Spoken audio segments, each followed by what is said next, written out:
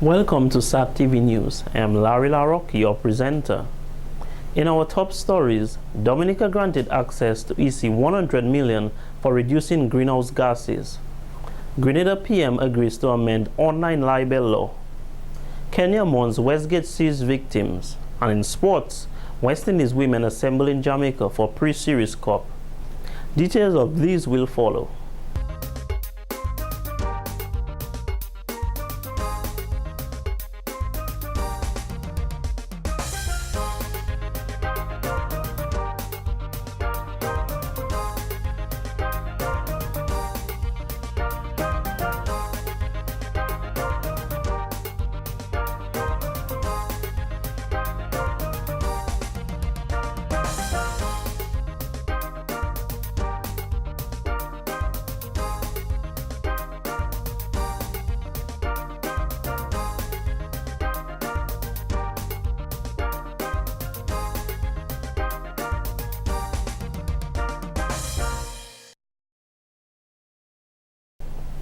Welcome back. The two-day CARICOM delegation has closed its curtains after a series of consultations in Dominica. These consultations were aimed at sensitizing Dominicans on the plans and projects of CARICOM, as well as listening to the ideas and suggestions of groups and individuals on a way forward. Basically, the purpose of this exercise, which, as you would know, has been going on for the past 2 days in Dominica, is to gather information, perspectives, and recommendations from the various groups with regard to the creation, the development of a strategy for carrying CARICOM forward. Over the last few years, concerns have been raised with regard to the progress of CARICOM and its implementation deficit. One of the first actions that heads of government recommended, mandated, I should say, is a review of institutions of the community, starting with the Secretariat. That review was done by a firm called Landell Mills, out of the UK, an independent firm. And one of the recommendations, in addition to recommending things that had to be done to the Secretariat, Landell Mills recommended the development of a strategic plan for the community, because they didn't see the restructuring of the Secretariat happening in a vacuum, but happening within the context of a plan for the community. Representatives from the Caribbean community held various discussions with different groups, including consultation working groups, private sector organizations, labor unions, cooperatives, non-governmental organizations, and others. The CARICOM's delegation's next appearance will be in Suriname. In more news, Jenna Jacob, coordinator of the Grand Riviere Restoration Project, in an interview with SAT TV News, has stated that the Grand Riviere Restoration Committee, consisting of individuals in the Grand Bay community, has begun phase 1 of the Grand Bay Bayfront project. Sustainable development of the Grand Riviere area to secure livelihoods for people, livelihoods meaning sustainable development and employment for people, and to also to create a safe home for plants and animal species and enhance the area for ecotourism development. This is the Grand Riviere area, and this area will be listed to us by government. Actually, we have received $50,000 grant funding from the Global Environmental Facility, GEF, UNDP, United Nations Development Program. And the money is presently within our coffers, and we have started phase 1 of that project. Phase 1 was inclusive of cleaning up of the bayside in the Grand Riviere area and the pruning of trees and plants. This zone will be transformed into a bar setting arena for locals and visitors alike. Also, we'll promote the area where people can come to Granby to take their bain boucherie, traditional bath, which will remove like lamawage from you if you're tired from coming from working hard during the course of the week.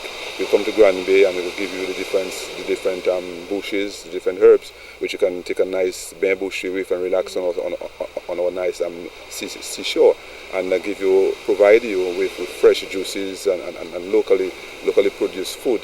If you want, we could also give you provide cultural entertainment, and because this is part of the package. Apart from the bar setting, Mr. Jacobs said there will also be a biopark where individuals can partake in our traditional dances. He believes that it is an important project for Granby because it will present the community as a premier for ecotourism development. As you see, it's a beautiful bay. It's called Granby. It stretches from Point Carib to Point Tanama, Defu area, and Defu is an important critical tourism or habitat for wild birds, especially the frigates or the frigate, as you say in Creole. And for us, it will enhance that project by we have already spoken to young men who can purchase a better boat, to take our visitors to look at the bird sanctuary at Defu. Well, next year too, in 2014, is the 40th anniversary of the Geneva Revolution. As you know, in 1974, we had a Geneva uprising, and it's 40 years, and we're going to celebrate this 40th anniversary when Granbyrians overseas will be coming home. He said that the project is well timed with Granby's reunion 2014, and by July of next year, the biopark will officially open. Out of the 7 components of the project, the chief one is the breaking of Zaman. Not only breaking of it, but also buying it from the women who usually come here to break that Zaman, that almond, and to brand it as a product, to create loga, a sugary cake, and maybe lace it with ginger and other herbs, other spices to make it better. So when Granbyrians and people overseas come to Granby, or even within our locality in Roseau, we could sell it at supermarkets in a nice branded area, branded way, for people. So it's a very important project for Granby, and we're getting rave reviews from Granbyrians locally and overseas. The overall outcome of the project is expected to consist of an office area with toilet facilities, wireless internet at the bayfront, hammocks hung on prune trees, and cultural activities. Granby is the headquarters for culture in Dominica, he said, and as a result, a local security firm will be assisting with the bayfront once completed to secure the site as well as the people. In more stories, information reaching SAT TV is that the government's second presidential nominee, following the withdrawal of Mrs. Alex Boyd Knight, have withdrawn. Reports are that Mrs. Jennifer Wallace Lafont has reversed her decision after accepting the nomination to be president of Dominica. It is suspected that Mrs. Lafont is also a citizen of the United States of America, and that may have contributed to her decision, as one must be a sole citizen of Dominica to be constitutionally eligible for president. Further details are not available. However, SAT TV will continue to follow this story as it unfolds. In other stories, Minister for Information, Telecommunication and Constituency Empowerment, Ambrose George says several clubs on island all play important roles and responsibilities in society. These roles can vary in many respects. I suppose it depends on the type of club that you may be a member of, or the type of club that exists. And what is very noticeable amongst clubs like the Kiwanis Club and other such clubs is the question of volunteerism. Mr. George stated that volunteerism is an important aspect of society, although it is rather scarce amongst our youth. In the past, helping others was a normal attribute, he said. However, today, money may be requested. Volunteerism is something which we really need to nurture, and I want to compliment the Kiwanis Club for the extent at which volunteerism is such an integral part of your club, and the services that you offer to many individuals, to many groups all over the island, I think augurs very well for your club. Some of the other clubs are competitive in nature, for example, sports, and whether it's on the local scene or on the international or regional scene. Competitive sports do play a great role in our society. The minister believes sporting activities hosted by these clubs within our society will allow our youth to display their talents and skills in several sporting arenas. Another aspect which he says the clubs tackle is promoting healthy eating habits by hosting health awareness activities. Keep our bodies healthy, and we can live as long as, like the other centenarians do in Dominica, because we are told that it's a fact, not told, but it's a fact that we do have the largest number of centenarians per capita. That's the Barbados. Is it? No. I thought we had the most. No, per capita. Oh, per capita. Per capita. And this says a lot for us in terms of our health and our environment. And therefore, the clubs that are involved and make exercising and health consciousness be part of the programs, I think, is something that we need to nurture. The clubs will also help to stem some of the country's ongoing challenges. He urges the clubs to take advantage of the social networks available. The minister also suggested that each club member mentor an individual for a period of time to effectively guide them. In more news, Dominica's low-carbon climate resilient development strategy has been approved by NAMA, the Nationally Appropriate Mitigation Action Registry, to the UNFCCC, the United Nations Framework Convention on Climate Change Secretariat. The UNFCCC is the United Nations highest mechanism with overall mandate on matters related to climate change. Director of the Environmental Coordinating Unit, Mr. Lloyd Pascal, says this is a major achievement for Dominica, following the approval of its SPCR, Strategic Program on Climate Resilience, in May of 2013, by the Climate Investment Fund and the World Bank, serving as the Multilateral Development Bank. The approval of the strategy by NAMA Registry means that this document has been accepted as the appropriate plan for the mitigation actions by the Commonwealth of Dominica. Mr. Pascal pointed out this now enables the country to access significant funding to undertake national mitigation action to reduce emissions of greenhouse gases, the primary ingredient for global warming. It also facilitates the diffusion of most appropriate renewable energy and energy efficiency technologies. This represents a new line of funding in addition to the line of funding secured from the SPCR through the Climate Investment Fund through the SPCR. Dominica now has access to EC 100 million. The initial funding through NAMA Registry targets mitigation projects amounting to euros 5 to 15 million thus far. In more news, Minister responsible for Petrocaribe Dominica, Honorable Reginald Austri, has broken his silence on a growing issue where it is alleged that the government of Dominica owes the Venezuelan government US $23.6 million under the Petrocaribe agreement. Recently, it was reported by former IMF economist Dr. Thomson Fountain that the government of Dominica allegedly signed an agreement with the government of Venezuela in Haiti for the trade of agricultural produce including bananas, coconuts, and citrus instead of the payments owed. Mr. Austri previously blamed the late billing by the Venezuelans for the delay in payments. I also said that we have been paying monies to PDVSA. I also said that some of the monies being quelled by PDVSA are monies that were borrowed by the Dominican National Company to PDVSA. I also said yes, that there are two companies. There's a National Petroleum Company, which is a 100% owned company by the people of Dominica, and there's a joint venture company of which the government owns 45% and PDVSA owns 55%. The local company handles the shipment of oil. The joint venture manages the entire complex in terms of where the money came from for the complex and administrative things. So there are two companies, none of them in the name of Reginald Austri or Wells companies are managed.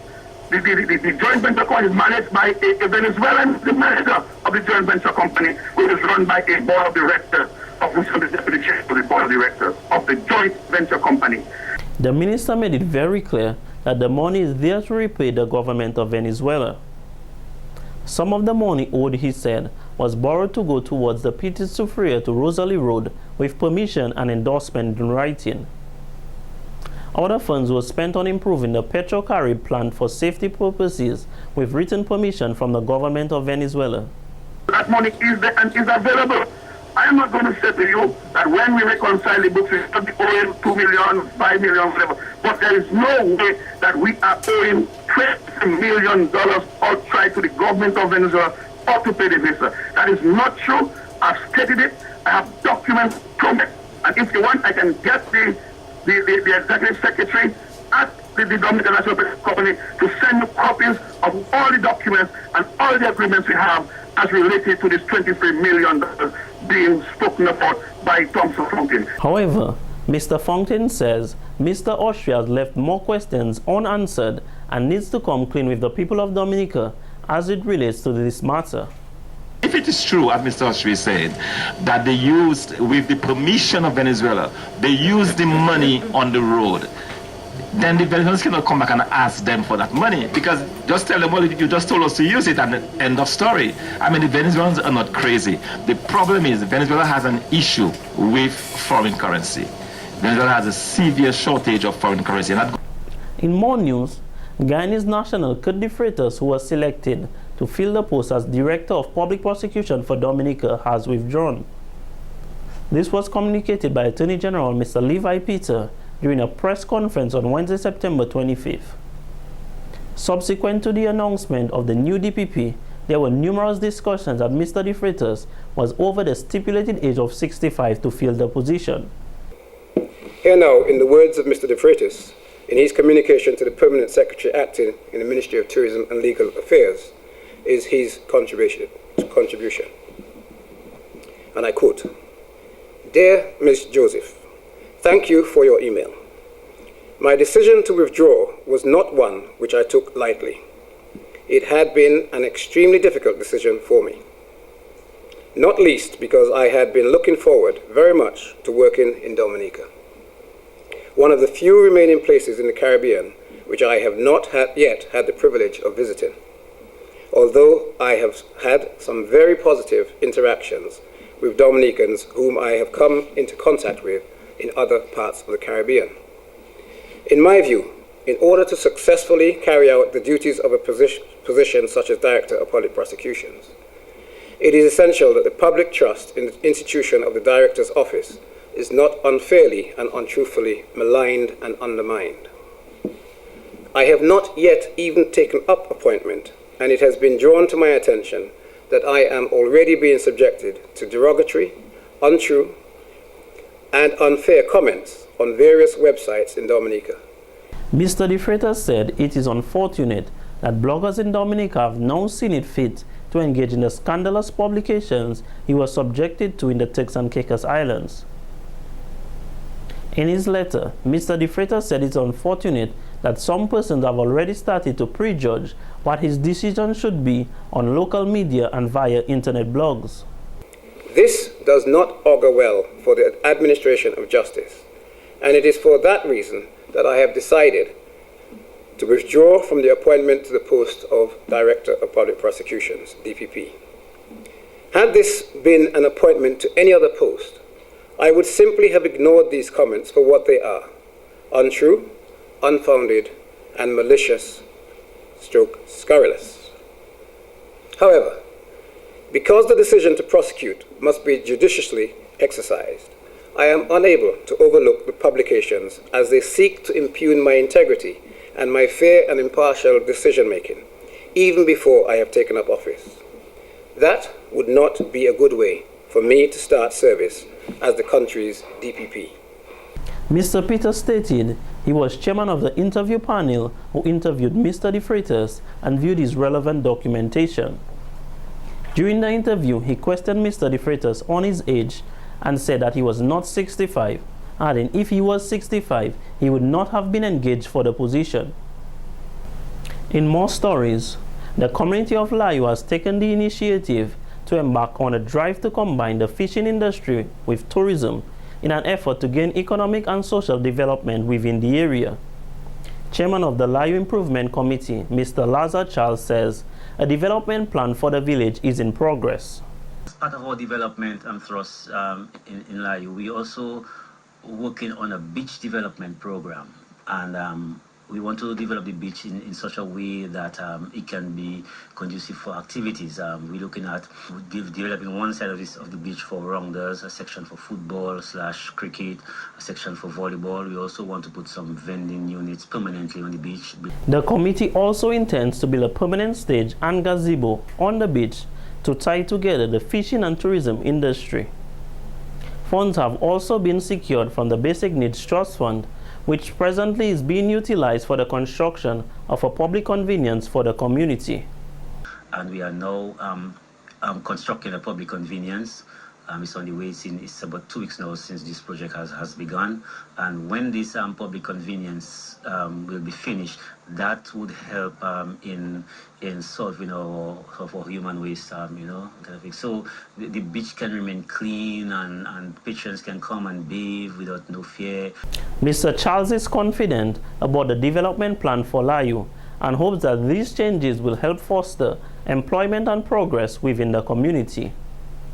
In more news, the World Creole Music Festivals Committee, WCMF, is finalizing plans for the first Friday Duive at the Crazy Coconuts on Friday, September 27th at 9 p.m. This Friday Duive is supported by the WCMF Committee, Digicel, Crazy Coconuts, Dominica Brewery and Beverages Limited, Domlec, and Courts, which have all come on board to enhance the event's success. Mr. Sean Shillingford, the representative on behalf of the Crazy Coconuts, gives more details. Crazy Coconuts again is proud, and we always will be, I'm sure, to be part of the World Creole Music Festival. And as usual, the Festival Duives happen. This Festival Duives starts this Friday, and we have a slightly different setup to what we had last year. The same kind of idea. We're going to make it bright, a lot of colors, a lot of entertainment space for all the patrons that support the World Creole Music Festival, those who will be coming to support their local bands to come and get their tickets and so on. This Friday, T-Orchestra, Digital Vibes and Triple K Global will headline the activities. Mr. Shillingford is urging the public to turn out in large numbers and support. We will also be working closely with the sponsors of the World Creole Music Festival in terms of whatever drinks, whatever promotions that they have, like Digicel, Kubuli, everyone who is sponsored and involved with the festival. So this Friday, as usual, and as it is for Crazy Coconut, the entertainment capital, we're going to entertain. We have a lot of color, we're going to be vibrant, the music is going to be there, and everything we're going to do is going to promote the World Creole Music Festival. You know, as Dominicans and as local, we have to do everything to encourage everyone to support our thing, which is the World Creole Music Festival. This year, the festival's ticket train will visit all hotspots where tickets will be on sale at reduced prices. On Saturday, we'll be going to Marigot, and we'll be doing that with Kubuli, Chebesau. Thanks to Kubuli and Dewar's Whiskey for their tremendous support. We will be meeting you all at Last Flight Bar and Grill, where you get the great opportunity of purchasing your season tickets at $250. So at the Duives and at Marigot, you get the opportunity to purchase your season tickets at $250 EC. This promotion is limited, so we urge everyone to support and get your season tickets in advance. Mrs. Adina Bellot Valentine presented a check on behalf of Domlec to Ms. Nathalie Clark and Mr. Gregory Rabes, which will go towards the Dominica Festivals Committee and the Independence activities. This has been the local segment of the news. Coming up next, regional highlights.